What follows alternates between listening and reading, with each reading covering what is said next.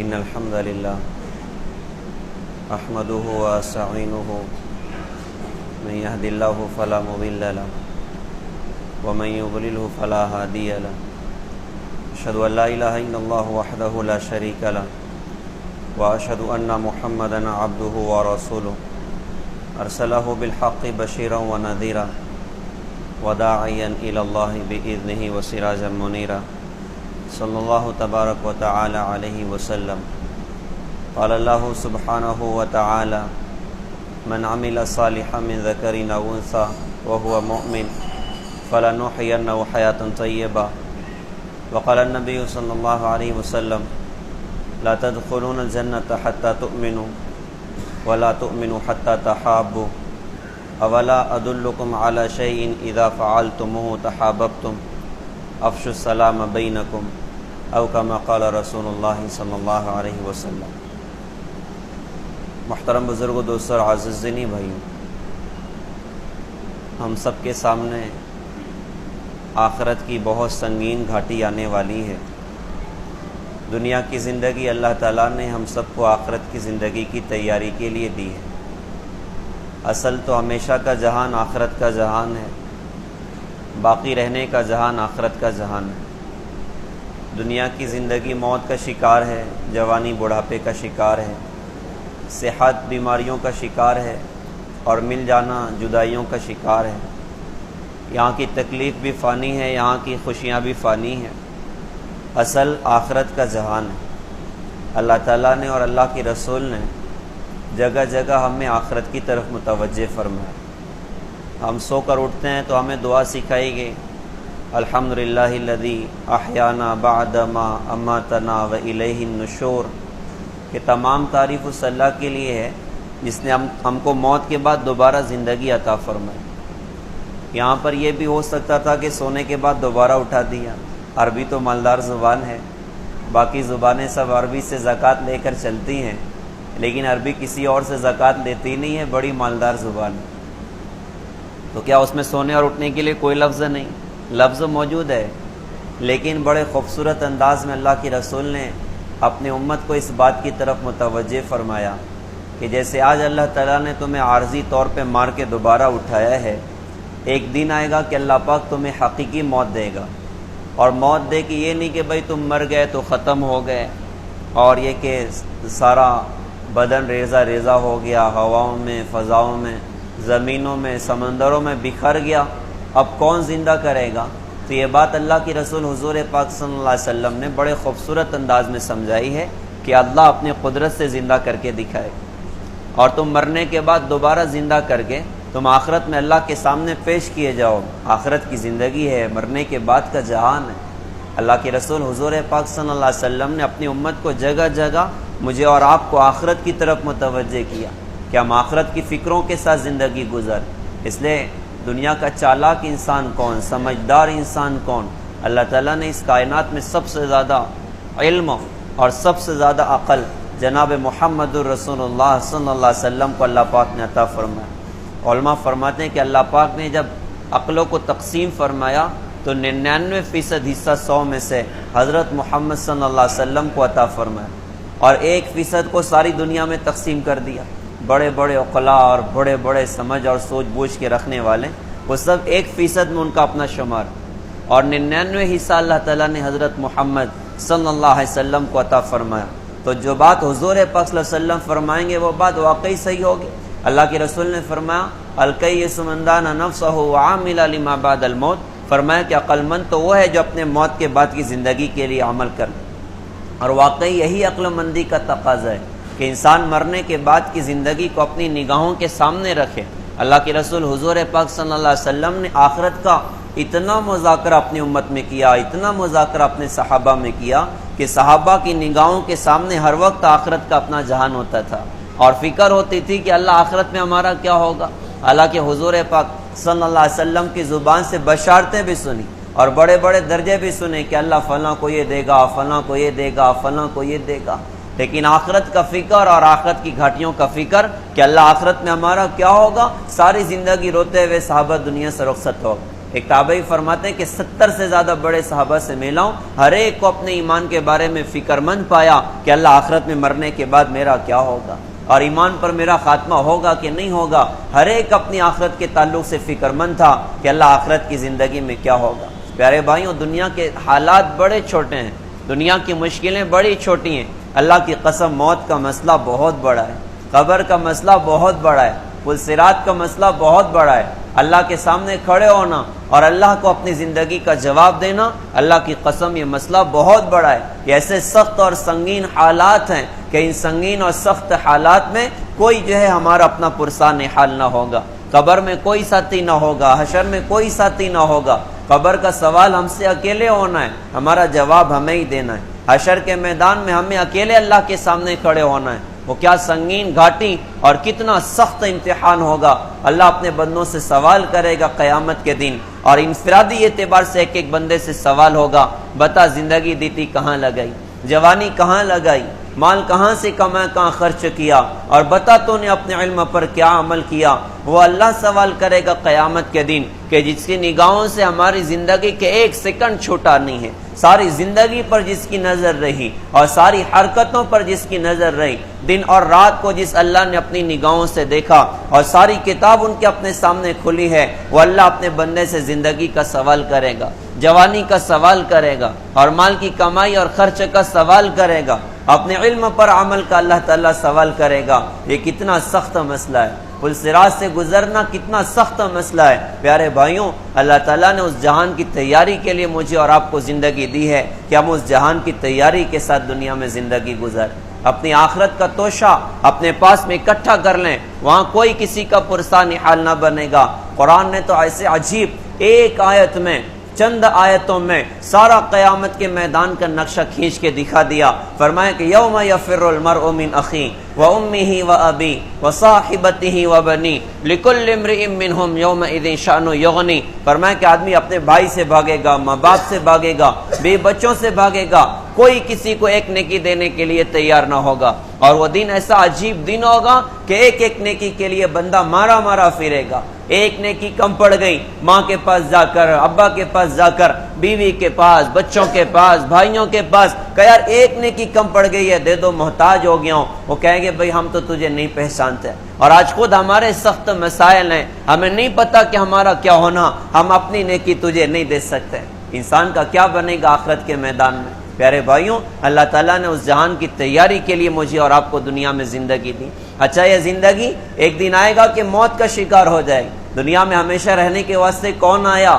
اس کائنات میں علماء فرماتے ہیں کہ اللہ تعالیٰ قیامت تک کا موقع کسی کو دیتا نا تو بس ایک ہی شخصیت اس قابل تھی کہ جنہیں قیامت تک کا موقع دیا جا سکتا تھا، قیامت تک کی زندگی دی جا سکتی تھی، وہ میرے آپ کے آقا جناب محمد رسول اللہ صلی اللہ علیہ وسلم تھے۔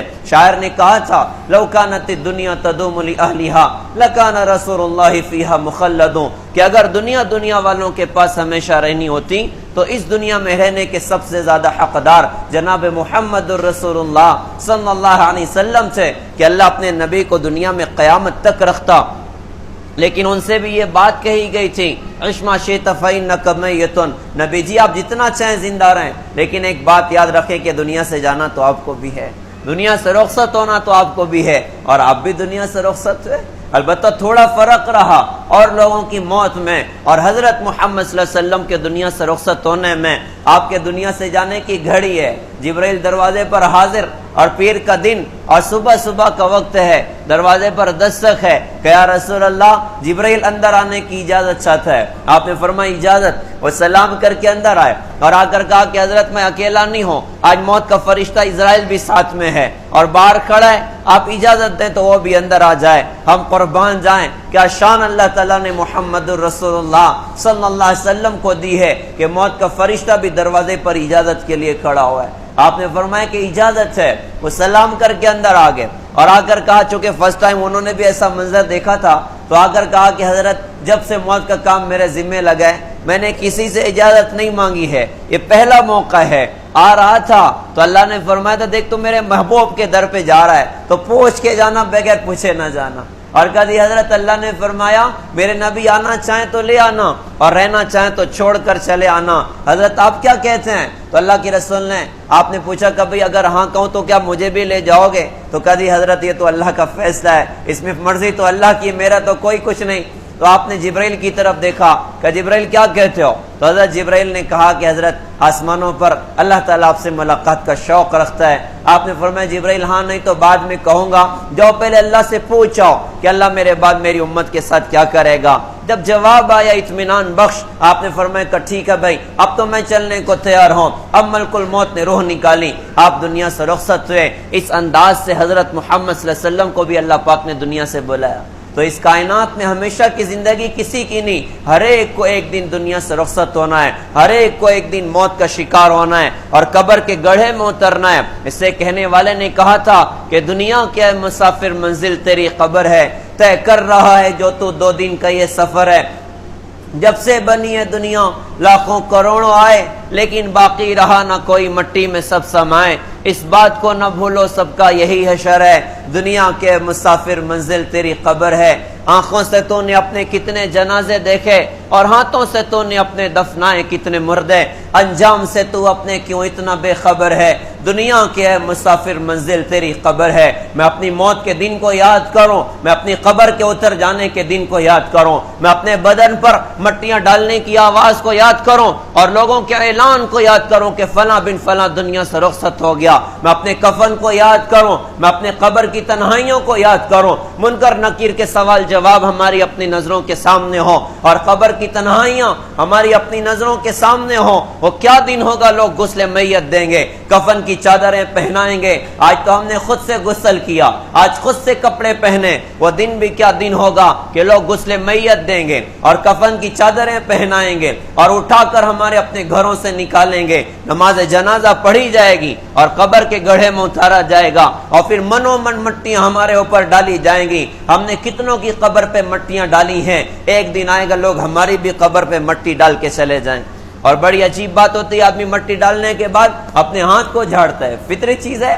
تو ظاہر کیا پیغام یہ ہے، بھیا تو جان تیرا عمل جانے، ہمیں تجھ سے واسطہ کوئی نہیں، ہمیں دنیا میں ڈھیر سارے کام اور بھی کرنے ہیں. لوگ مٹیاں ڈال کے چھوڑ کے چلے جائیں گے. وہ قبر کی تنہائی کی رات کیسی عجیب ہوگی، وہ قبر میں منکر نکیر کا سوال جواب کیسا عجیب ہوگا اور قبر کی تنہائیاں کیسی عجیب ہوں گی. دائیں بائیں اوپر نیچے مٹی کا ڈھیر ہوگا اور پھر بتایا گیا یہ قبر یہ صرف مٹی کا گھڑا نہیں ہے، یہ قبر جو ہے عمل کا صندوق ہے. یہ یا تو جنت کا ایک باغ ہے یا جہنم کا ایک گھڑا ہے. پیارے بھائیوں، اب ہم پھوٹی قبر دیکھ کر اس میں دھوکہ نہ کھا جائیں. یہاں کچھ بھی نہیں ہو رہا ہے، اللہ کی قسم یہ مٹی کی آنکھ اس قابل نہیں کہ قبر کے حالات کو اپنی نگاہوں سے دیکھ سکے. ہمارے آقا حضور پاک صلی اللہ علیہ وسلم نے فرمایا کہ میں وہ دیکھتا ہوں جو تم نہیں دیکھتے اور وہ سنتا ہوں جو تم نہیں سنتے. قبر میں ایسا سخت حال ہوتا ہے کہ اگر مجھے اس بات کا خوف نہ ہوتا کہ تم ڈر اور خوف کی وجہ سے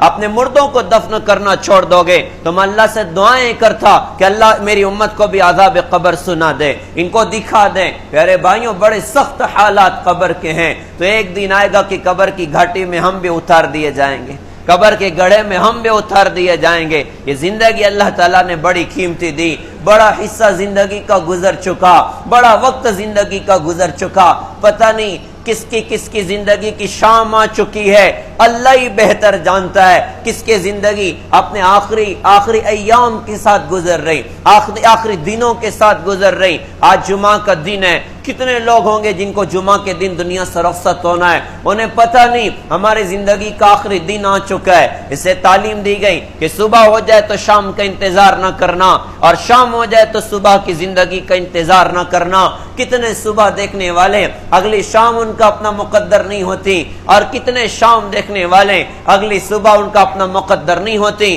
اس سے پہلے قبر کے گڑھے میں اتار دیا جاتا ہے، قبر کی وادی میں ڈال دیا جاتا ہے. تو پتہ نہیں کب کون دنیا سے رخصت ہو جائے. کہتے ہیں گزرتے لمحوں کی ہر ایک چاپ سے میں ڈرتا ہوں، نہ جانے کون سا لمحہ اداس کر جائے، پتہ نہیں کون سا دن ہماری بھی زندگی کا آخری دن ہو، زندگی کا بڑا حصہ ہم اللہ کی دھرتی پر گزار چکے، باقی کتنا کوئی بھی نہیں جانتا۔ تو یہ ہم سب کے لیے پیغام ہے، آج تک کی زندگی تو غفلت میں بھی گزر گئی، گناہوں میں بھی گزر گئی، اللہ اس کے رسول کو بھول کر بھی گزر گئی۔ تو آؤ بھائی ہم سب اپنی ذاتی اعتبار سے عزم کریں کہ اب اپنے اللہ سے صلح کرنی، اب اپنے اللہ کو راضی کرنا، اب اپنے اللہ کی مرضیات والی زندگی اللہ کی دھرتی پر گزارنی ہے۔ اللہ نے موقع دنیا میں دیا دین پر چلنے کا، مرنے بعد دین پر چلنے کا کوئی موقع نہیں ہے، کوئی موقع نہیں ہے۔ آدمی اگر چاہے کہ مرنے بعد بھی کوئی عمل کروں اور اس کا اجر مجھے ملے، تو یہ بات پکی ہے کہ بندہ 70,000 مرتبہ قرآن پاک ختم کر لے، مرنے کے بعد کے جہان میں ایک سبحان اللہ کا اجر اسے نہیں ملے گا کہ عمل کا موقع بندے کے ہاتھ سے رخصت ہو چکا ہے۔ اس لیے تو کتابوں میں لکھا ہے کہ قیامت کی بازی ہار جانے والا، قیامت کے میدان میں جہنم کی آگ کا ایندھن بننے والا، وہ خون کے آنسو روئے گا قیامت کے میدان میں اور رو کر ایسا عجیب حال ہوگا۔ قرآن نے کہا یوم یعض الظالم علی یدیہ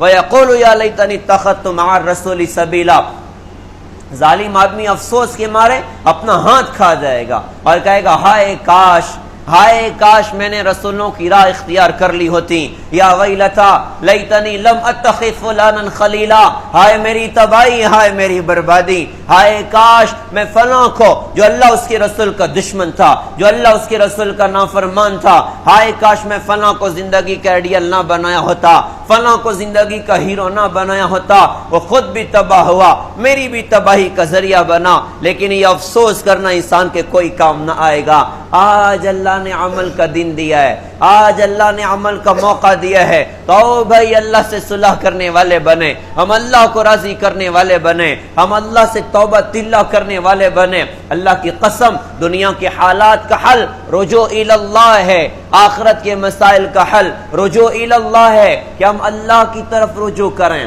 ہم اللہ کو راضی کریں، کیونکہ کائنات میں ایک پتا بھی اللہ کی مرضی کے بغیر نہیں ہلتا۔ ہمیں یہ سکھایا کہ تم اللہ کو راضی کرنے والے بن جاؤ، تم اللہ کے در پر جھکنے والے بن جاؤ، اللہ دنیا اور آخرت میں تمہارے کام اللہ بنا کے دکھائے گا، مشکلوں کو اللہ حل کر کے دکھائے گا۔ اللہ کی قدرت ایسی، اللہ کی طاقت ایسی، اللہ کی ذات ایسی، کہا کہ جس بات کا فیصلہ اللہ کر لے، اللہ کے فیصلے کے لیے اللہ کو کچھ کرنا نہیں پڑتا، ان کا کن کہنا، ان کا ارادہ کرنا اس چیز کے وجود کا ذریعہ ہوتا ہے۔ وہ عزت کا فیصلہ کر لے، اللہ کی قسم حالات چاہے جتنے مخالف ہوں اور دنیا ذلت کے فیصلے چاہے کر لے، اللہ اپنی قدرت سے عزت دے کے دکھائے گا۔ وہ بچانے کا فیصلہ کر لے، ساری دنیا مارنے کے واسطے اکٹھی ہو جائے، اللہ کی قسم اللہ اپنے قدرت سے بچا کے دکھائے گا۔ وہ زبردست قدرت والے اللہ، وہ زبردست طاقت والے اللہ، وہ اپنے بندوں کو موقع موقع پر اپنی نشانیاں دکھاتے ہیں، موقع موقع پر اپنی قدرتیں دکھاتے ہیں۔ ابھی اللہ کا فضل ہے بیت اللہ سے واپسی ہوئی ہے، یہ بیت اللہ وہ جگہ ہے یہاں پر زندگی کا سامان کوئی نہ تھا، دیکھو تو اللہ کی شان، دیکھو تو اللہ کی قدرت، جہاں پر اناج کا ایک دانہ آج بھی نہیں اگتا، آج پوری دنیا کے 1 نمبر کوالٹی کے پھل اللہ نے بیت اللہ میں پہنچا دیے، زمزم اللہ پاک نے وہاں پر نکال دیا، اور پوری دنیا سے اس سال رمضان کا مہینہ تقریباً 45 لاکھ لوگ وہاں سے ماشاءاللہ آئے اور 45 لاکھ رخصت ہوئے۔ آپ اندازہ لگائیے کہ ایسی زبردست آبادی اللہ پاک نے کر کے دکھائی جہاں پر آبادی کا تصور کوئی نہیں۔ ابراہیم علیہ السلام جب بچے کو اور بیوی کو لے کر پہنچے، چاروں طرف وادی کو دیکھا، دیکھ کر حیران ہے، آنکھیں پھٹی ہوئی ہیں، لیکن سامنے اللہ کا حکم ہے، اور ابراہیم علیہ السلام کا مزاج وہ مزاج تھا کہ تو نہ روٹے مجھ سے یا رب، تیرا روٹنا ہے غضب، یوں میں راضی ہوں تجھ سے، مجھے چاہے زمانہ چھوڑ دے۔ پیارے اللہ، آپ کے حاصل کرنے کے لیے، آپ کو راضی کرنے کے لیے جو قربانی مانگنی ہو مانگ لیجئے، یہ آپ کا بندہ ابراہیم ہر شے آپ کے نام پہ قربان کرنے کو تیار ہے۔ بے بچوں کو اللہ کے حکم پہ چھوڑا، واپسی کی تیاری شروع کی۔ ہاجرہ کہنے لگی حضرت آپ کہاں جا رہے ہیں چھوڑ کر، یہاں زندگی کا سامان کوئی نہیں۔ ابراہیم علیہ السلام خاموش ہیں۔ حضرت ہاجرہ نے پھر کہا کہ حضرت یہاں تو پانی بھی نہیں، کھانا نہیں، اور کوئی انسان کا وجود نہیں، آپ کہاں چھوڑ کے جا رہے ہیں؟ ابراہیم علیہ السلام خاموش ہیں۔ حضرت ہاجرہ سمجھ گئیں، کہا کہ حضرت کیا یہ اللہ کا حکم ہے؟ کہ آپ ہمیں ادھر چھوڑ دیں. ابراہیم علیہ السلام نے فرمایا کہ ہاں یہ میرے اللہ کا حکم ہے. حضرت ہاجرہ نے کہا پھر آپ خوشی سے جائیے, ہمارا اللہ ہمیں ضائع نہیں کرے گا, ہمارا رب ہمیں ضائع نہیں کرے گا. ابراہیم علیہ السلام بھی بچے کو چھوڑا اور چلتے چلتے مروہ پہاڑی کے پیچھے پہنچے. ایک دم آسمان کی طرف دونوں ہاتھوں کو اٹھایا. بھی بچوں کو چھوڑا تھا نا, اب دونوں ہاتھ آسمان کی طرف ہیں اور اللہ سے عجیب دعائیں کر گئے. رب اجعل هذا البلد آمنا وجنبنی وبنی ان نعبد الاصنام. میرے رب تو اس شہر کو امن والا شہر بنا دے اور مجھے اور میری اولاد کو بت پرستی سے بچا لے. ربنا انی اسکنت من ذریتی بواد غیر ذی زرع عند بیتک المحرم ربنا لیقیموا الصلاة فاجعل افئدة من الناس تهوی الیہم وارزقهم من الثمرات لعلهم یشکرون. اے میرے رب میں اپنی اولاد کو تیرے پاک گھر کے پاس میں چھوڑ رہا ہوں, ایسی زمین میں چھوڑ رہا ہوں جو غیر ذی زرع ہے, جہاں پر اناج کا ایک دانہ نہیں, پانی کا ایک قطرہ نہیں. کیوں چھوڑ رہا ہوں؟ کھیتی باڑی کرنے کے لیے نہیں, اس لیے چھوڑ رہا ہوں کہ یہ نماز قائم کرنے والے بنے, آپ کی عبادت کرنے والے بنے, اور اللہ آپ لوگوں کے دلوں کو ان کی طرف مائل فرمائیں اور آپ انہیں پھلوں کی روزی عطا فرمائیں تاکہ یہ شکر کرنے والے بنے. یہ دعا نے اللہ کے عرش کو ہلایا. چند قدم چلے, عرش سے قبولیت کا پیغام آ گیا کہ آپ کی دعا کو اللہ نے منظور کیا ہے. وہ تو چلے گئے اور ادھر اللہ پاک نے قیامت تک آنے والے بندوں کو اپنی قدرت کی نشانیوں کا انتظام فرمایا. ایسا عجیب انتظام ہوا. حضرت ہاجرہ پیاس کی شدت سے حلق کانٹا بن رہی ہے, بچہ پیاس سے تڑپ رہا ہے. حضرت ہاجرہ نے سوچا کہ چلو ایک کام کرتی ہوں, پہاڑی پر چڑھتی ہوں, شاید کوئی قافلہ نظر آئے تو انتظام ہو جائے. صفا پہ مروہ پہ صفا پہ مروہ پہ 7 چکر لگائی. اللہ سامنے ہے, اللہ کے نام پہ یہ قربانیاں ہیں. دوڑنا عبادت نہیں ہوا کرتا, لیکن اللہ کے نام پہ دوڑنا اس بندی کا اللہ کو اتنا پسند آیا کہ قیامت تک آنے والے حاجیوں کو اللہ پاک نے دوڑا دیا اور زائرین کو اللہ پاک نے دوڑا دیا کہ یہاں آؤ تو دوڑو. کیوں دوڑو؟ کہ ایک بندی اللہ کی محبت میں دوڑی تھی اور اس کی دوڑ اللہ کو پسند آئی, اس کی بے قراری اللہ کو پسند آئی. تو کیا کیا کہ اسماعیل علیہ السلام کی ایڑی کے پاس سے اللہ پاک نے پانی کو نکالا. حضرت ہاجرہ نے اس کو زمزم کہہ کے روکا. اللہ کے رسول نے فرمایا کہ اللہ ہاجرہ کے حال پر رحم کریں, اگر زمزم کہہ کے نہ روکتی یہ پانی پوری دنیا میں جاتا. کیسا عجیب پانی اللہ پاک نے دیا. یہاں پر علماء ایک بڑا خوبصورت پیغام دیتے ہیں کہ بچہ جب روتا ہے اور پیر مارتا ہے تو ہاتھ بھی مار رہا ہوتا ہے, سر بھی پٹک رہا ہوتا ہے. تو اس دنیا کا سب سے عظیم پانی زمزم کا, تو اللہ پاک کو چاہیے تھا کہ سر کے پاس سے زمزم کو نکال دیں, ہاتھ کے پاس سے زمزم کو نکال دیں. وہ ایڑی کے پاس سے اللہ پاک نے کیوں نکالا؟ تو علماء نے فرمایا کہ جو بندے اللہ کے نام پہ قربانیاں دیتے ہیں اللہ ان کو دنیا سر چڑھی نہیں دیتا, پیر پڑی دیتا ہے اور برکت کے ساتھ دیتا ہے. ایسا عجیب برکتوں کا پانی اللہ پاک نے دیا. یہاں پر بیٹھا ہوا ہر بندہ الحمدللہ اس نے زمزم کا پانی یقیناً پیا ہوگا. ساری دنیا کو اللہ پاک نے پہنچایا. 45 لاکھ کا مجمع تھا, مقامی لوگ اس کے علاوہ وہ سارے زمزم پی رہے. کم نہیں ہوا, لاکھوں لاکھ لوگ آتے ہیں, کروڑوں لوگ آ کے گزر جاتے ہیں, زمزم ختم نہ ہوا. پیارے بھائیوں, اللہ نے بیت اللہ کو آباد کیا, زمزم کا پانی نکالا اور اپنی نشانیاں قیامت تک آنے والے اپنے بندوں کو بتائی ہے کہ دیکھو تمہارا اللہ کیسے قدرت والا, کیسی طاقت والا. یہ ہم سب کے لیے پیغام ہے کہ اس اللہ کی طرف رجوع کرنے والے بنے, اس اللہ کو راضی کرنے والے بنے, اللہ کو خوش کرنے والے بنے. یہ قرآن کا پیغام ہے, ففروا الی اللہ. ارے لوگوں تم اللہ کی طرف دوڑ جاؤ, پیسوں کی طرف نہ دوڑنا, ملک مال کی طرف نہ دوڑنا, چیزوں کی طرف نہ دوڑنا.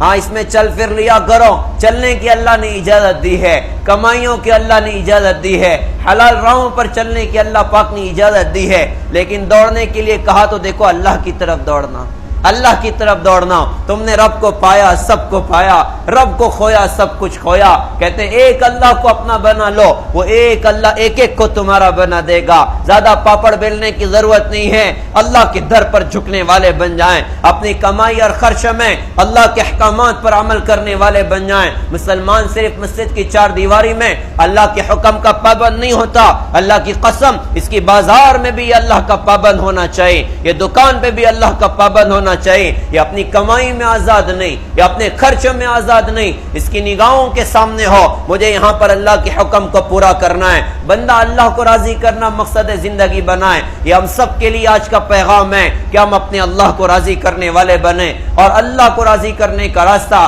کالی کملی والے, سنہری جالی والے, سبز گنبد کی مکین, وجہ تخلیق کائنات, محبوب رب العالمین, مزمل و مدثر طہ و یاسین, احمد مجتبی محمد مصطفیٰ, ہمارے آقا جناب محمد الرسول اللہ صلی اللہ علیہ وسلم ہے کہ ہم اپنے نبی کے غلام بنیں, ہم اپنے نبی کے عاشق بنیں, ہم اپنے نبی کی سنتوں کو اپنی زندگی میں جگہ دینے والے بنیں. ابھی ہماری زبان پر بس یہ جملہ ہے, بس ابھی ہماری زبان پر یہ جملہ ہے کہ حضور کے طریقے میں کامیابی ہے, اللہ کے رسول کے طریقے میں کامیابی ہے. یہ یقین کی حد تک نہیں پہنچا, یہ دل کی گہرائیوں میں نہ اترا, ورنہ ہر آدمی اپنا جائزہ لے کہ میری زندگی میرے نبی کی سنت پر کتنی ہے. کیا میری زندگی میں نماز ہے, کیا میری زندگی میں روزہ ہے, کیا میری زندگی میں ماں باپ کے حقوق ادا کرنے کا اہتمام ہے, کیا میری زندگی میں ہر موقع پر حضور کی سنتوں کے ادا کرنے کا اہتمام ہے. ہم زندگی کا جب جائزہ لیں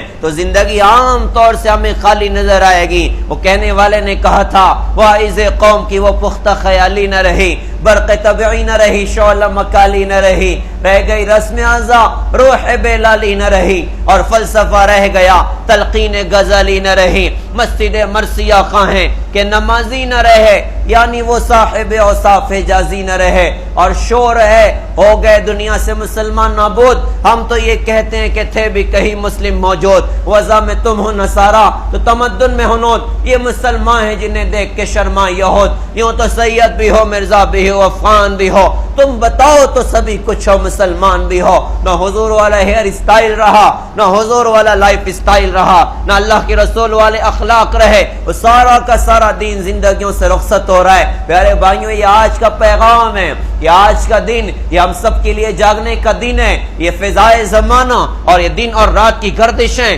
اور یہ دنیا کے انقلابات اور دنیا کے نظام کی تبدیلیاں, یہ سارے مسلمانوں کو پیغام دے رہی. یہ وقت مسلمان کی توبہ کا, یہ وقت مسلمان کے دین پر آنے کا. ہمارا دین یہ دنیا کے بھی مسائل کا حل ہے اور یہ آخرت کے بھی مسائل کا حل ہے. عقل قبول کرے نہ کرے, دماغ قبول کرے نہ کرے, لیکن اللہ کی قسم ہمارے مسئلوں کا حل یہ ہے کہ حضرت محمد صلی اللہ علیہ وسلم کے پیچھے چلیں, آپ کی زندگی کو زندگی میں جگہ دیں, اللہ کے احکامات پر بھی عمل کریں, بندوں کے حقوق کو بھی اہتمام کے ساتھ ادا کرنے والے بنیں. ہمارے اسلام میں یہ بیلنس قائم کیا گیا کہ ہمیں اللہ کے حقوق بھی ادا کرنے ہیں اور بندوں کے حقوق بھی ادا کرنے ہیں, تو اللہ کے احکامات پر ہم عمل کرنے والے بنیں. نماز اپنی زندگی کا حصہ بنے, ہمارے خاندان میں کوئی بے نمازی نہ ہو, گھر گھر نمازوں کا اہتمام ہو, نمازوں کی پابندی ہو. اللہ نے مال دیا زکوٰۃ دینے والے بنے, صدقہ خیرات کرنے والے بنے.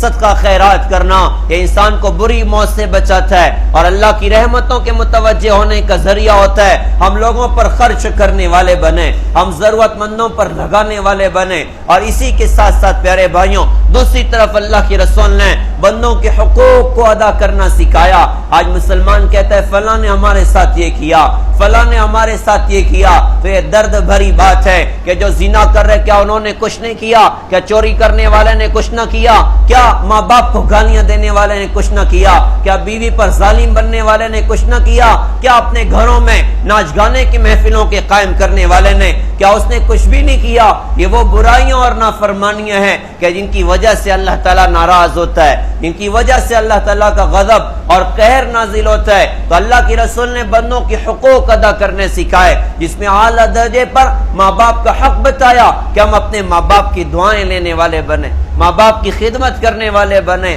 ماں کا مقام کتنا اونچا, باپ کا مقام کتنا اونچا. آپ نے فرمایا کہ ماں کے قدم کے نیچے جنت ہے, آپ نے فرمایا کہ باپ جنت کے دروازوں میں سے ایک دروازہ ہے. آج کتنی مائیں معاف کرنا مسجدوں کے دروازوں پر کھڑے ہو کر بھیک مانگتی ہیں اور زبان حال سے کہتی ہیں ارے لوگوں اللہ کے نام پہ 2-4 روپیہ دے جاؤ. میں وہ بدقسمت بوڑھی عورت ہوں کہ جس کی کوکھ سے نکلی ہوئی اولاد آج اسے پوچھنے کو تیار نہیں ہے, ٹھوکروں میں میری زندگی گزر رہی, 2-4 روپیے دے جاؤ میری روٹی کے انتظام ہو جائیں. کتنے بوڑھے باپ آج مسجدوں کے دروازوں پر کھڑے ہو کر بھیک مانگتے ہیں اور زبان حال سے کہتے ہیں کہ لوگوں اللہ کے نام پر 2-4 روپیہ مجھ غریب کو دے جاؤ، میں وہ بدقسمت بوڑھا ہوں کہ میرا اپنا سگا بیٹا مجھے پوچھنے تیار نہیں ہے، جس کو گود میں اٹھایا تھا، جس کو کاندھے پہ بٹھایا تھا، جس کو لاکھوں بوسے دیے، جس کی پیشانی کو چوما، جس کے گال کو چوما، جس کے مستقبل کو سنوارنے کی خاطر میں نے اپنے حال کو گھلا دیا، میں نے اپنی جوانی کو گھلا دیا، اپنے کالے بال سفید کر گیا، آج میری سگی اولاد مجھے پوچھنے کو تیار نہیں ہے۔ حالانکہ اللہ اس کے رسول نے کتنا بڑا مقام بتایا، کیسے بڑے درجے بتائے، لہذا یہ ہمارے نبی کی تعلیم ہے کہ ہم ماں باپ کے حقوق ادا کرنے والے بنے، ان کی دعائیں لینے والے بنے، ان کی دعا بندے کو بہت اونچا پہنچا دیتی ہے۔ بایزید بستامی رحمت اللہ علیہ فرماتے ہیں میں گھر میں تھا، رات میں میری ماں نے مجھ سے پانی کی طلب کی، میں اٹھا، میں نے جا کر مٹکے میں دیکھا پانی نہ تھا، اور کہیں جا کر دیکھا پانی نہ تھا، تو اب میں پریشان ہو کے کروں تو کیا کروں، پھر میں دوڑتا ہوا نہر پر گیا، جا کر ایک گلاس پانی لے کر آیا، جب آیا تو دیکھا ماں سو چکی تھی، ماں کی آنکھ لگ چکی تھی، اب اٹھانا میں نے سمجھا کہ اٹھانے میں تکلیف ہو جائے گی، میں ساری رات اس انتظار میں کھڑا رہا کہ ماں کی آنکھ کھولے میں پانی پلا دوں، ماں فجر میں اٹھی، میں نے ماں کو پانی دیا، ماں نے دیکھا تو بڑی دعائیں دی، کہا کہ اس کے بعد میں نے دیکھا کہ میرا دل اللہ کی معرفت کے سمندر میں وہ ہچکولے لے رہا ہے، اور اللہ نے اپنی معرفت مجھے عطا کی، اللہ نے اپنا تعلق مجھے عطا کیا۔ پیارے بھائیوں، رات کی تنہائیوں میں اللہ کی عبادت یہ تو ضرور اللہ تک بندے کو پہنچاتی ہے، لیکن یاد رکھنا کہ ماں کی دعائیں اللہ پاک کے دربار میں بندے کو اعلیٰ مقام دلوا دیتی ہیں، باپ کی دعائیں اعلیٰ مقام دلوا دیتی ہیں، لہذا ماں باپ کی ہم خدمت کرنے والے بن۔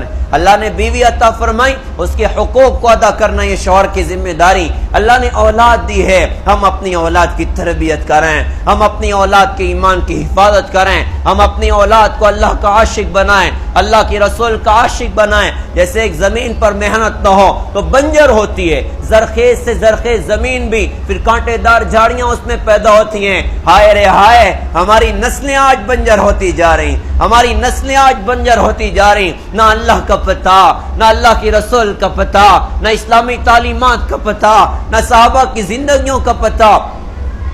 10 صحابہ کے نام پوچھ لو نوجوان سے، 10 صحابہ کے نام گنانا مشکل ہے، 100 ناچنے والوں کا نام پوچھ لو۔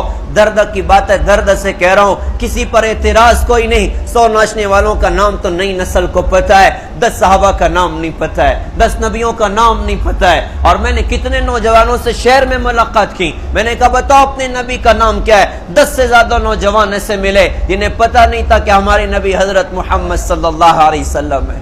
پیارے بھائیوں، آج اپنی نسل کی حفاظت کی بڑی ضرورت ہے، باطل چاہے جتنی کوششیں کریں، ہم اپنی اسلامی تعلیمات پر عمل کر کے اپنے بچوں کو دیندار بنا دیں، اپنی بچیوں کو دیندار بنا دیں، اللہ اس کے رسول کا تعارف انہیں کرا دیں۔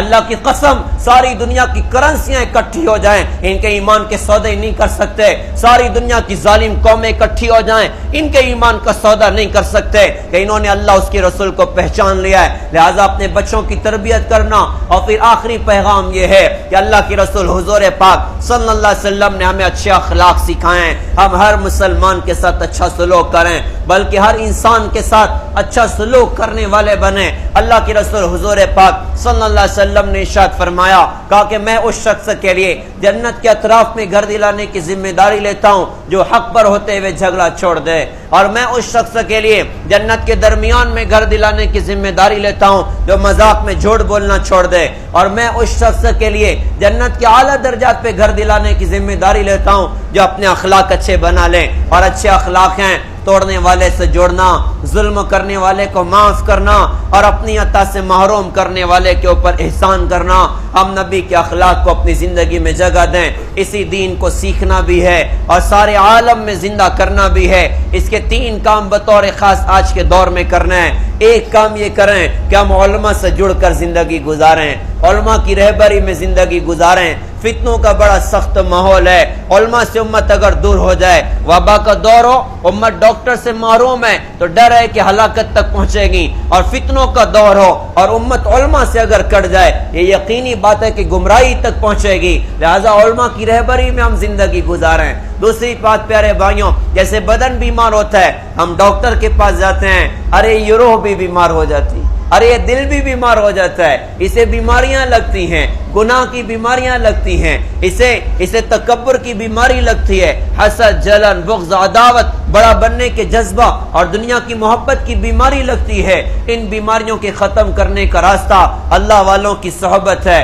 اللہ والوں کا ساتھ ہے کہ ہم اللہ والوں سے دوستیاں کریں، ان کے ہاتھ میں ہاتھ دیں، ان کی رہبری میں اپنی اصلاح کریں، اپنی زندگی گزاریں، دل کی دنیا میں زبردست انقلاب ہوگا۔ اور پھر پیارے بھائیوں، ساری دنیا میں اللہ تعالیٰ نے ایک بڑی خوبصورت محنت کو چلایا، دعوت و تبلیغ کی خوبصورت محنت، جس نے 100 سال سے کم کے عرصے میں ساری دنیا میں ایک دینی فضا کو قائم کر دیا، جس کی برکتوں سے دنیا میں اللہ پاک نے ہدایت کی ہواؤں کو چلا دیا۔ ابھی ہم لوگ مکہ مدینہ تھے، کتنے ایسے لوگوں سے ملاقات ہوئی، اپنے زمانے کے سٹارز رہے، آج دنیا میں اللہ کے دین کے پیغام کو لے کر چل رہے ہیں، اپنے زمانے کے ناچنے والے رہے، آج دنیا میں اللہ کے دین کے پیغام کو لے کر چل رہے ہیں۔ اور ایسی عجیب باتیں اور ایسی خوبصورت صفات اللہ نے ان میں پیدا کر دی۔